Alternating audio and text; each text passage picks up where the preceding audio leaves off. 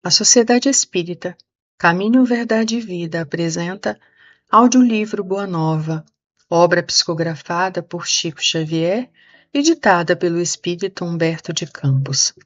Capítulo 2 Jesus e o Precursor. Após a famosa apresentação de Jesus aos doutores do Templo de Jerusalém, Maria recebeu a visita de Isabel e de seu filho em sua casinha pobre de Nazaré. Depois das saudações habituais, do desdobramento dos assuntos familiares, as duas primas entraram a falar de ambas as crianças, cujo nascimento fora antecipado por acontecimentos singulares e cercado de estranhas circunstâncias. Enquanto o patriarca José atendia às últimas necessidades diárias de sua oficina humilde, entretinham-se as duas em curiosa palestra, trocando carinhosamente as mais ternas confidências maternais. O que me espanta, dizia Isabel com caricioso sorriso, é o temperamento de João, dado às mais fundas meditações, apesar da sua pouca idade. Não raro, procuro inutilmente em casa, para encontrá-lo, quase sempre, entre as figueiras bravas ou caminhando ao longo das estradas adustas, como se a pequena fronte estivesse dominada por graves pensamentos. Essas crianças, a meu ver, respondeu-lhe Maria, intensificando o brilho suave de seus olhos, trazem para a humanidade a luz divina de um caminho novo. Meu filho também é assim, envolvendo meu coração numa atmosfera de incessantes cuidados. Por vezes, vou encontrá-lo a sós, junto das águas, e de outras, em conversação profunda com os viajantes que demandam a Samaria ou as aldeias mais distantes, nas adjacências do lago. Quase sempre, surpreendo-lhe a palavra caridosa que dirige às lavadeiras, aos transeuntes, aos mendigos sofredores. Fala de sua comunhão com Deus com uma eloquência que nunca encontrei nas observações dos nossos doutores e, constantemente, ando a cismar em relação ao seu destino. Apesar de todos os valores da crença, murmurou Isabel convicta, nós, as mães, temos sempre o espírito abalado por injustificáveis receios. Como se deixasse empolgar por amorosos temores, Maria continuou. Ainda há alguns dias estivemos em Jerusalém, nas comemorações costumeiras, e a facilidade de argumentação com que Jesus elucidava os problemas que lhe eram apresentados pelos orientadores do templo nos deixou a todos receosos e perplexos. Sua ciência não pode ser deste mundo. Vem de Deus, que certamente se manifesta por seus lábios amigos da pureza.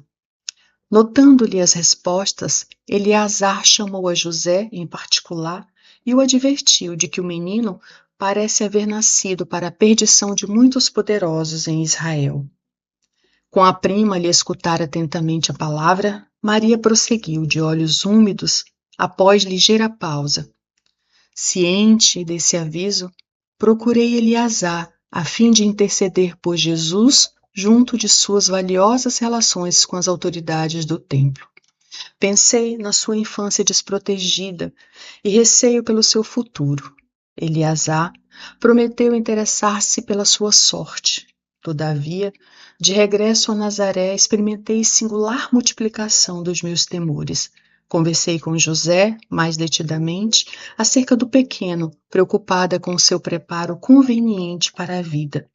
Entretanto, no dia em que se seguiu as nossas íntimas confabulações, Jesus se aproximou de mim pela manhã e me interpelou. Mãe, que queres tu de mim? Acaso não tenho testemunhado a minha comunhão com o Pai que está no céu? Altamente surpreendida com a sua pergunta, respondi-lhe hesitante.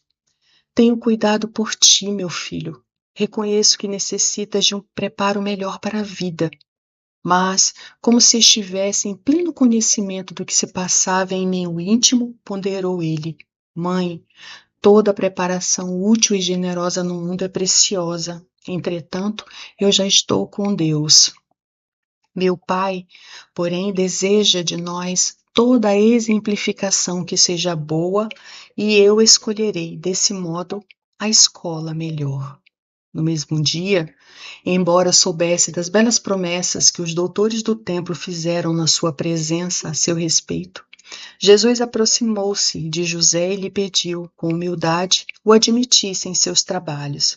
Desde então, como se nos quisesse ensinar que a melhor escola para Deus é a do lar e a do esforço próprio, concluiu a palavra materna com singeleza.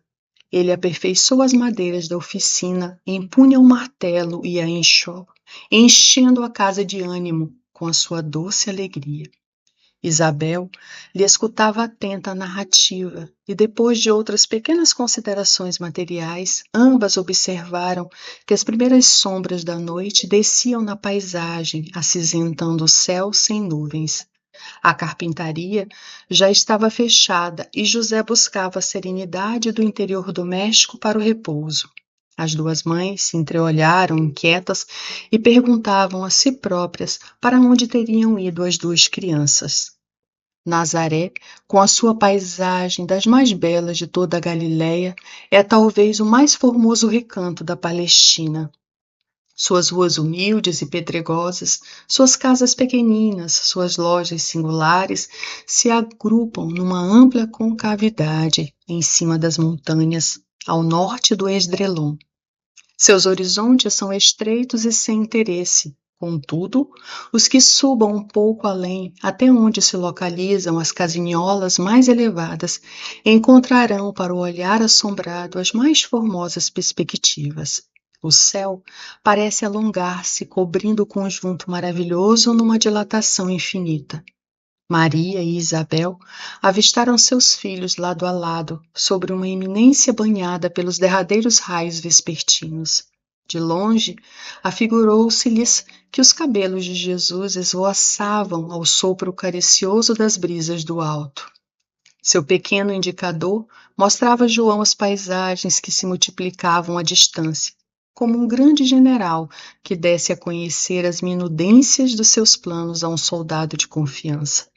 Ante seus olhos surgiam as montanhas de Samaria, o cume de Magedo, as eminências de Jeobé, a figura esbelta do Tabor, onde mais tarde ficaria inesquecível o instante da transfiguração, o vale do rio sagrado do cristianismo, os cumes de Safed, o golfo de Calfa, o elevado cenário do Pereu, num soberbo conjunto de montes e vales ao lado das águas cristalinas.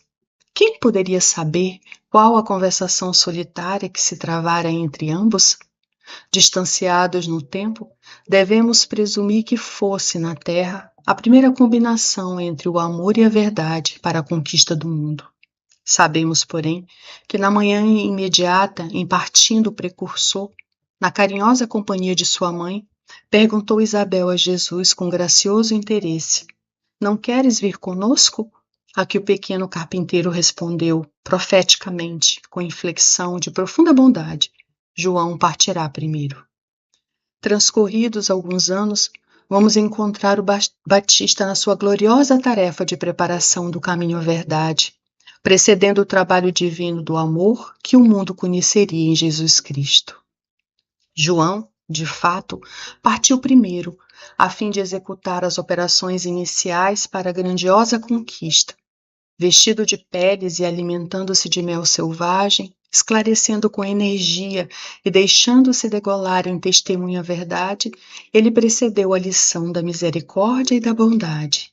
O mestre dos mestres quis colocar a figura franca e áspera do seu profeta no limiar de seus gloriosos ensinos, e por isso encontramos em João Batista um dos mais belos de todos os símbolos imortais do cristianismo. Salomé representa a futilidade do mundo, Herodes e sua mulher, o convencionalismo político e o interesse particular. João era a verdade, e a verdade, na sua tarefa de aperfeiçoamento, dilacera e magoa, deixando-se levar aos sacrifícios extremos. Como a dor, que precede as poderosas manifestações da luz no íntimo dos corações, ela recebe o bloco de mármore bruto e lhe trabalha as asperezas para que a obra do amor surja em sua pureza divina. João Batista foi a voz clamante do deserto. Operário da primeira hora, é ele o símbolo rude da verdade que arranca as mais fortes raízes do mundo para que o reino de Deus prevaleça nos corações, exprimindo a austera disciplina que antecede a espontaneidade do amor, a luta para que se desfaçam as sombras do caminho. João é o primeiro sinal do cristão ativo, em guerra com as próprias imperfeições do seu mundo interior, a fim de estabelecer em si mesmo o santuário de sua realização com Cristo. Foi por essa razão que dele disse Jesus: dos nascidos de mulher, João Batista é o maior de todos.